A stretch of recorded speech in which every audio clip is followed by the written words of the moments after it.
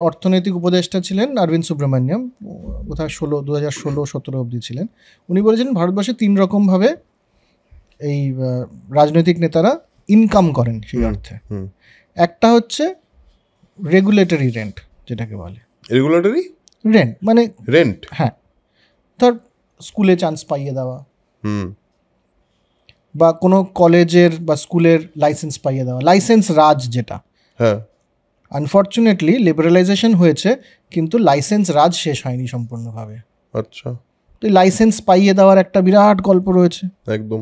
সেটা শিক্ষাক্ষেত্রে, সেটা স্বাস্থ্যক্ষেত্রে, যে কোনো কাজ করতে গেলে পরে যে প্রচুর লাইসেন্স লাগবে, লাইসেন্সটা কীভাবে হবে? রাজনৈতিক নেতা। এটা একটা। দ্বিতীয়, প্রকিউরমেন্ট। যেই ডেভেলপমেন্ট শুরু হলো, ভারতবর্ষে অর্থনৈতিক উন্নতি শুরু হলো, রাস্তা তৈরি হচ্ছে, বিল্ডিং তৈরি হচ্ছে, হসপিটাল তৈরি হচ্ছে, আমরা দেখতে পাচ্ছি সবকটা গভর্নমেন্টের প্রকিওর করবে। মানে গভর্নমেন্ট তো কাউকে একটা কন্ট্রাক্টটা দেবে, তারা কাজটা করবে, সুযোগ। এবং সেই জন্যে দেখা যাচ্ছে যে যখন এনারা এবং অন্যান্য লোকেরাও এই রিসার্চটা করতে গেছেন যে আচ্ছা, অর্থনৈতিক উন্নতির সাথে কি ক্রিমিনালাইজেশনের কোনো রিলেশন আছে, দেখেছে যেখানে করাপশন বেশি সেখানে কিন্তু ইনফ্রাস্ট্রাকচার